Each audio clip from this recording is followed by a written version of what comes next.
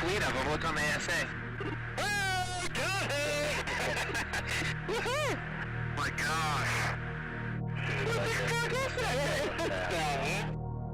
The U.S. Navy has finally acknowledged that videos appearing to show UFOs flying through the air are real. They don't call them UFOs, they call them unidentified aerial phenomena. The U.S. Navy just made a stunning admission. A stunning statement. And a stunning admission by the U.S. Navy. UFOs are for real. Yeah, this statement by the Navy is startling. It was done in response to what the Navy says is an increasing number of intrusions of our airspace by unknown craft. It comes after 15 months of conflicting statements from the Pentagon about secret UFO research.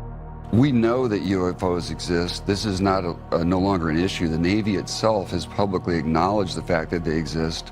Obviously, these are billion-dollar assets, and if the official position of the most powerful Navy in the world is, frankly, little more than "we don't know what this is," I don't think that's good enough.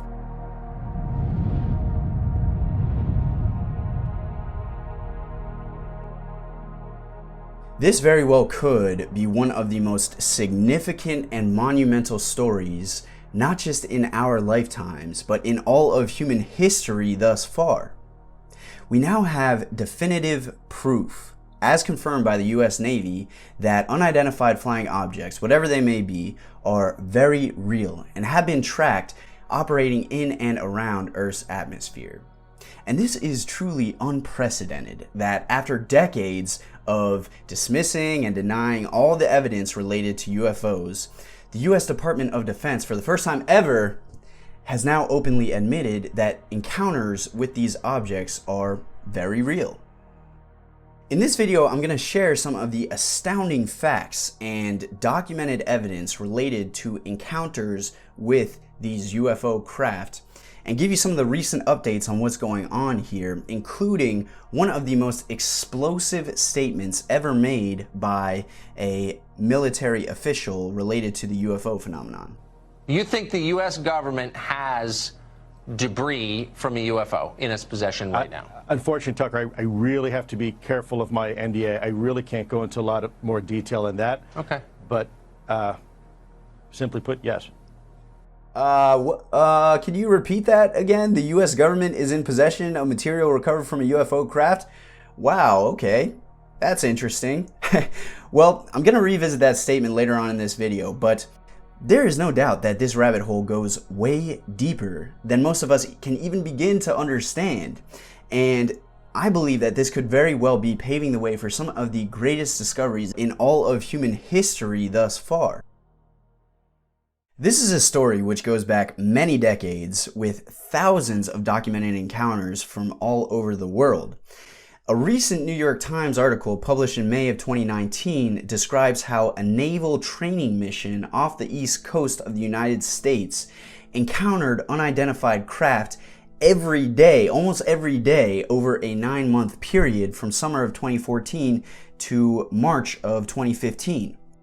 But keep in mind that this is nothing new. I mean, even going all the way back to the 1940s during World War II, military pilots reported dozens and dozens of encounters with strange objects which they called Foo Fighters that seemed to be operating intelligently with incredibly advanced technology. But I want to pick this story up in November of 2004 with an event that has since become one of the most famous and well-documented cases of military encounters with unidentified craft. It's now known as the USS Nimitz UFO incident, and this is the same encounter which led to this now declassified video. In 2004, the US Nimitz Carrier Battle Group was conducting a training mission off the coast of San Diego. And over the course of several weeks, dozens of anomalous objects were being tracked on radar, dropping down from 80,000 feet to right above sea level in a matter of seconds, moving well over hypersonic speeds before stopping on a dime, and operating in bizarre ways which our best technology today still can't replicate. One of the radar operators on board the US Nimitz at the time was an individual named Kevin Day, and Mr. Day has since gone on record to describe these encounters. I started noticing these really anomalous tracks, unlike nothing I'd ever seen before. And these objects were coming into my radar coverage. There was probably 10 objects in the sky. And over the course of 3-4 days, it probably counted up to that point, groups of 5 to 10 at a time. There were probably 50, 60 tracks by then. It was raining UFOs. So over more than 2 weeks, all of these objects were being tracked on radar, and finally at one point, a Navy pilot named David Fravor was in the air while these objects were being tracked. And at that point, he was directed to intercept this object, which led to an unbelievable aerial encounter with an object that has since been described as appearing like a 40-foot long white tic-tac. Both of us, both airplanes, see a disturbance in the water and a white 40-foot long tic-tac shaped object just hovering above the water, going forward, back, left, right. There's no rotor wash, there's no wings, nothing. And as I get within about a half mile of it, it rapidly accelerates to the south in about 2 seconds and disappears.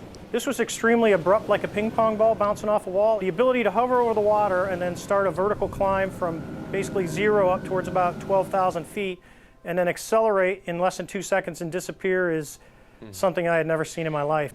I believe, as do the other folks that were on the flight, that when we visually saw it, that it was something not from this world.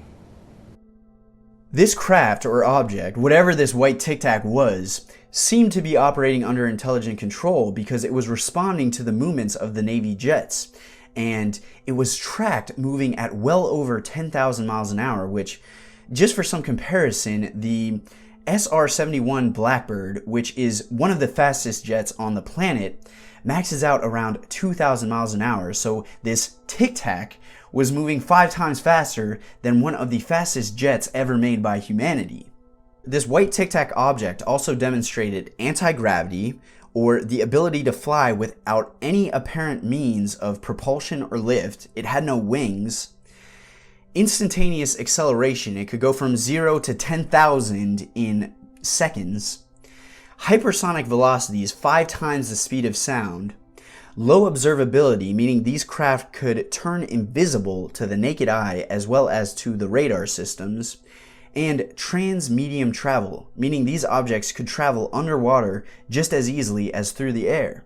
None of these capabilities are present within any of the craft in the known inventory of the US military or any other military on planet Earth. So what was this, and where did it come from, and whose intelligence was operating it? It's hard to understand, how do these vehicles maintain lift? How are they propelled? There are no wing surfaces, there's no exhaust. So there's nothing that we're familiar with that we've deployed in the air. These are so radically different than anything we're familiar with, and their performance is so advanced and so sophisticated, it's frankly just baffling. As incredible as this Nimitz UFO encounter was and is, keep in mind that this is just the tiniest tip of the iceberg. Like, this is one encounter out of thousands.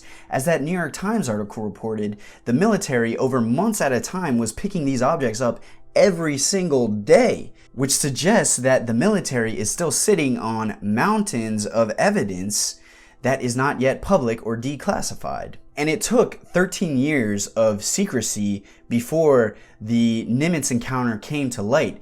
Keep in mind that happened in 2004, and this Nimitz encounter wasn't revealed until 2017 when this bombshell New York Times article was published. This article describes how increasing numbers of encounters, just like the Nimitz encounter, led the Department of Defense to create a top-secret government program with $22 million in funding to study these UFO encounters.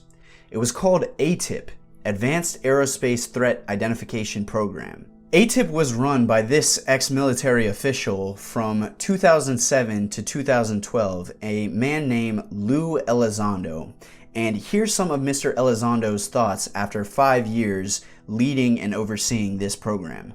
We are well beyond right now establishing whether or not these things exist. It is an absolute fact that they are there. There is very compelling evidence that we may not be alone, whatever that means.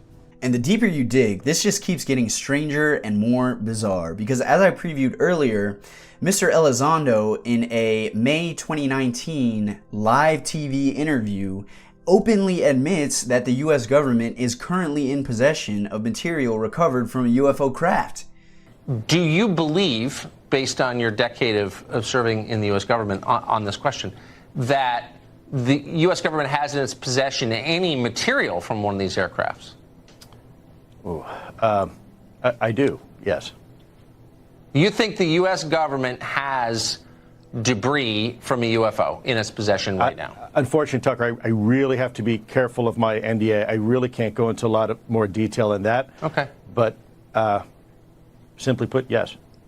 Coming from the individual who ran and operated the Pentagon's top secret UFO research program for 5 years, this statement is unbelievable, to say the least. And this really just goes to show how little the public, us, are made aware of the details of this entire situation.